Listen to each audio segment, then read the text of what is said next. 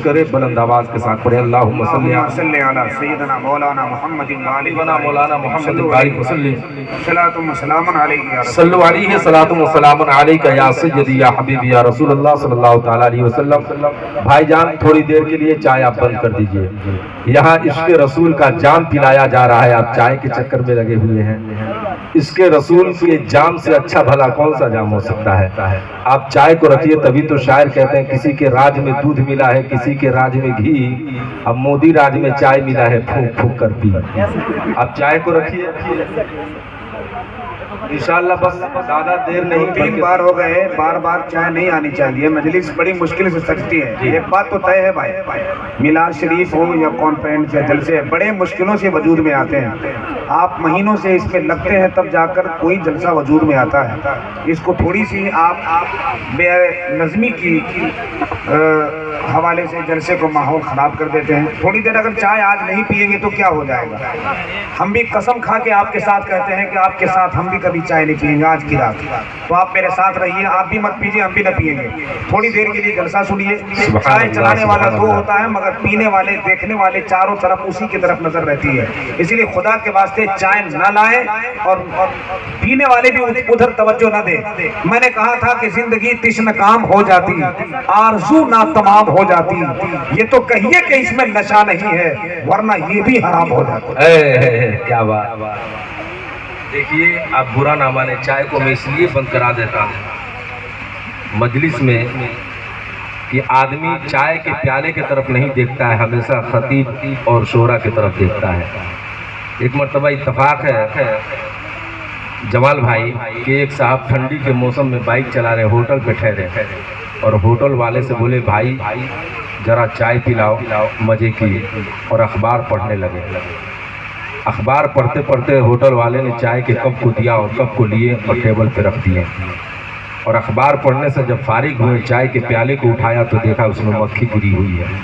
کہا بھائی یہ چائے میں ملائی مارنے کے بجائے مکھی مار کے دیے ہو۔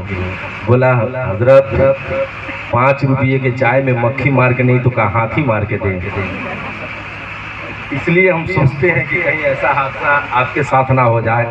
آپ کی توجہ اسٹیج کی جانب ہونی چاہیے۔ درود پاک میں اللہم صلی علی سیدنا شفیعنا حبیبنا مولانا محمد بارک وسلم صلو علیہ صلاۃ و سلام علیک یا سیدی یا حبیبی یا رسول اللہ صلی اللہ تعالی علیہ وسلم۔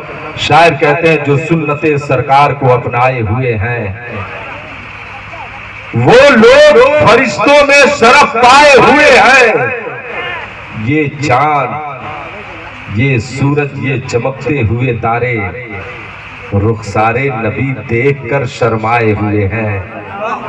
یہ چاند یہ سورج یہ چمکتے ہوئے تارے رخسار نبی دیکھ کر شرمائے ہوئے ہیں، اور میاں بہکا نہیں سکتی انہیں لندن کی بہاریں، جو لوگ مدینے کی ہوا کھائے ہوئے ہیں بہکا نہیں سکتی انہیں لندن کی بہاریں، جو لوگ مدینے کی ہوا کھائے ہوئے ہیں۔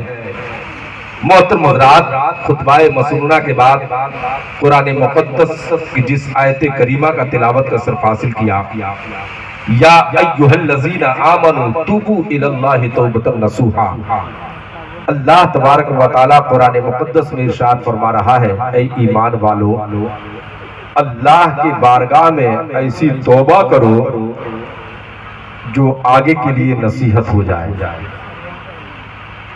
جو آگے کے لیے نمونہ عمل بن جائے۔ ایسی توبہ اللہ کی بارگاہ میں کرو۔ توبہ تو آپ کو سمجھ میں آ رہا ہے کہ جب انسان اپنے ذات پہ ظلم کر لیتا ہے، نافرمانیوں کے بازاروں کو گرم کر لیتا ہے، گناہوں کے دلدل کو جب آباد کر لیتا ہے، تو پروردگار عالم کی بارگاہ میں اپنی گنہگار پیشانی کو خم کر کے तौबा इस्तगफार करता है और रो रो करके परवरदिगार आलम की बारगाह में दुआ करता है, ऐ परवरदिगारा हम अपने गुनाहों से तौबा करते हैं, हम अपने गुनाहों से गिरते हैं। तो आपको तौबा तो समझ में आ गया, लेकिन यहाँ परवरदिगार आलम इरशाद फरमा रहा है, या अय्युहल्लज़ीना आमनू तूबू इलल्लाहि तौबतन नसूहा, कि ऐ ईमान वालो अल्लाह के बारगाह में तौबतन नसूहा का जिक्र आया है, यानी ऐसी तौबा करो जो आगे के लिए नसीहत हो जाए।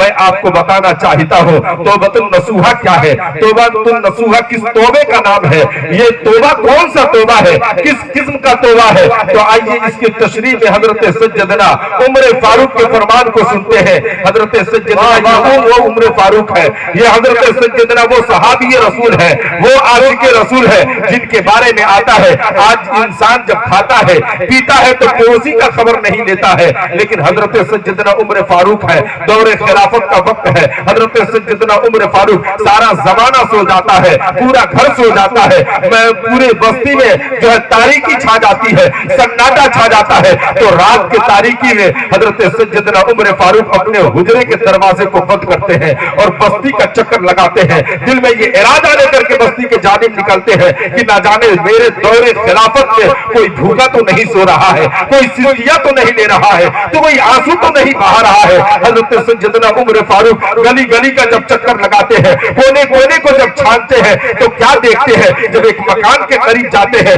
तो मकान से गुनगुनाने की आवाज आती है। सुभान अल्लाह। और वक्त है अशरे मुबशरा में से है, जब जलसा शुरू हुआ तो सुना जा रहा था कि बार बार ऐलान पे ऐलान हो रहा था कि आप तशरीफ ले आए, लेकिन इस महफिल के अजमत के हवाले से भी हजरत सज्जदना उम्र फारूक बताते इस महफिल की अजमत क्या है, क्या कहना। आप सुने ये महफिल अपने दामन में कितनी बरकतें और रहमतें समोते हुए हैं, आप सुने तो सही। हजरत सज्जदना उम्र फारूक दिल में ये इरादा लेकर के निकलते हैं, जब पूरी बस्ती सो रही होती है, ना जाने इस रात के सन्नाटे में कोई भूखा तो नहीं है, कोई आंसू तो नहीं बहा रहा है, कोई गमज़दा तो नहीं है,